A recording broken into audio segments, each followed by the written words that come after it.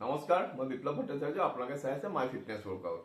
আজি আকৌ ফেট লছৰ টপিকতে আহিব লগা হ'ল। আচলতে দুদিনমান মই সেই য়োগা চয়োগা তেনেকুৱা দেখুৱাই আছিলোঁ। তো কেইবাজনেও ৰিকুৱেষ্ট কৰিলে কিছুমান কনফিউজন ক্লিয়াৰ কৰি দিব লাগে ফেট লছৰ। চবে ফেট লছৰ কথাই সুধে মোক।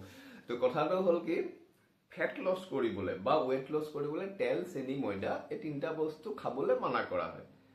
তো মানুহে যেতিয়া মানুহক খাবলৈ মানা কৰা হয় এই তিনিটা বস্তু, লগে লগে সোধে কেতিয়াবা বিয়া চিয়া গ'লে কি কৰিম, কেতিয়াবা বিয়া চিয়া গ'লে কি কৰিম, মানে ইচ্ছাটো নাই আচলতে। সেই তেল চেনি ময়দা নোহোৱাকৈ খানাটো খাব লাগিব, সেই ডায়েটখিনি ফ'ল' কৰিব লাগিব, তেতিয়াহে কমিব।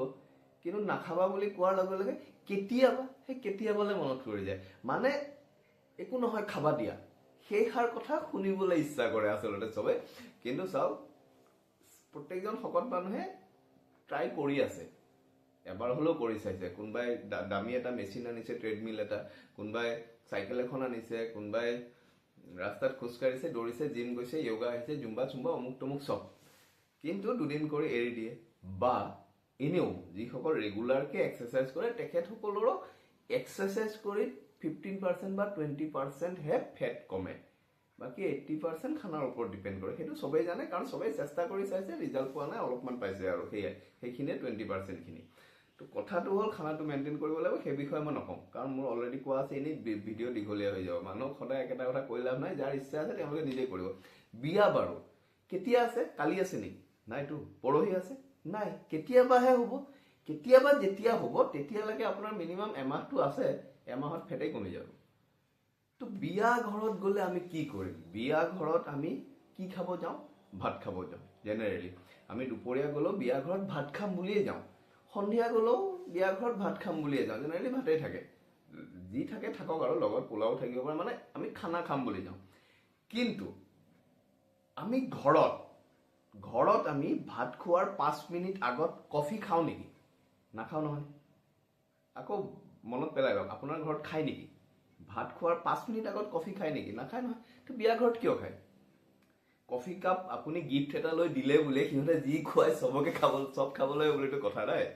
তো কফি কাপ কেতিয়াবা শেষেই নহয়, সেই বেচটো খালী হৈ যায়, আহক বুলি মাতি লৈ যায়। আমি গৈ পিছত পেলাই দিব লগা হয়, বা পেলাই দিব লগা নহওঁগে। ভাত খোৱাৰ 5 মিনিট আগত আমি ঘৰত যিহেতু কফি নাখাওঁ, আমি বিয়া ঘৰত কিয় কফি খাওঁ? তাত চেনিখিনি গ'ল নে নাই? তাত চেনিটো যিহেতু আমি নাখাওঁ, পকোৰাটো সেই এটা পকোৰা ষ্টিকডাল দি লৈ নাখালেও একো কথা নাই, কাৰণ ভাতততো মাছ মাংস খামেই। এতিয়া বিয়া ঘৰত গৈ যিহেতু আমি মাছ মাংস নাখালে মনটো ভাল নালাগে, গতিকে বিয়া ঘৰত গৈ যিখিনি নাখাব পাৰি, নাখালে হয়, সেইখিনি নাখালেই হ'ল। এতিয়া ড্ৰাই ফ্ৰাই এটা থাকে, বেঙেনা চেঙেনা কিবা এটা বৰ টাইপৰ থাকিব, সেইটো নাখালেই হ'ল। চিপছখিনি থাকে, বাদাম চাদাম দি কিবা এটা বনায়, সেইটো নাখালেই হ'ল। দালি অলপ ল'লে, ভাত ল'লে, পোলাও যদি আৰু লোভ বেছি আছে অলপমান ল'ব, যিহেতু বিয়া ঘৰত কেতিয়াবা যোৱা হয়। লগতে মাছ আৰু মাংসখিনি ল'ব, লৈ সেয়াৰে খাওক।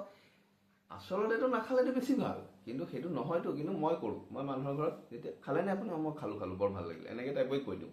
য'ত ঠাং মাৰি ওলাই দিব পাৰি ওলাই দিব পাৰিলে, মই য'ত ঘৰৰ মানুহ যাব পাৰি ঘৰৰ মানুহকে পঠাওঁ।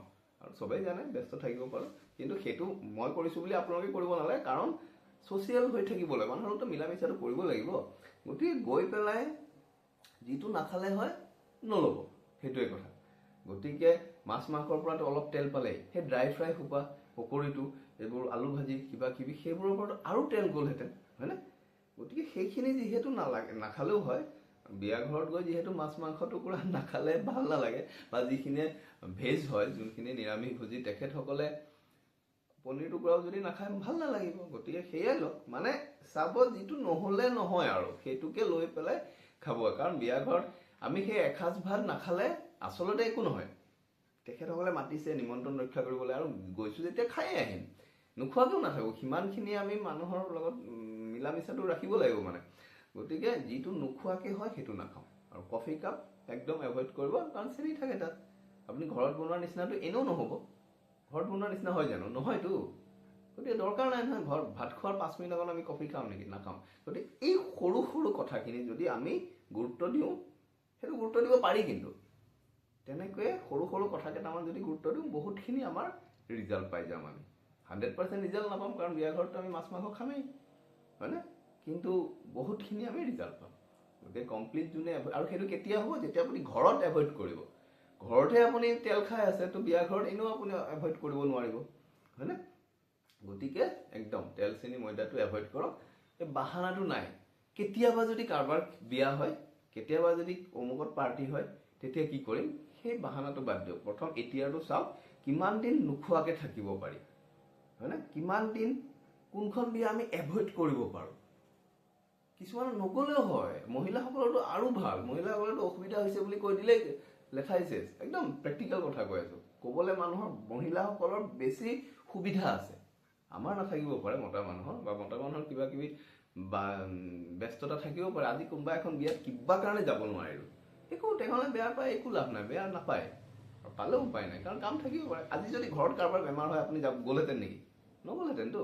তো তেনেকুৱা কথা। কিন্তু য'ত যাব পাৰি, য'ত যাব লাগিব, যাম তাত। তো সেইখিনি তাত মেইনটেইন কৰিব চেষ্টা কৰিম, সেয়াই কথা আৰু। Thank U.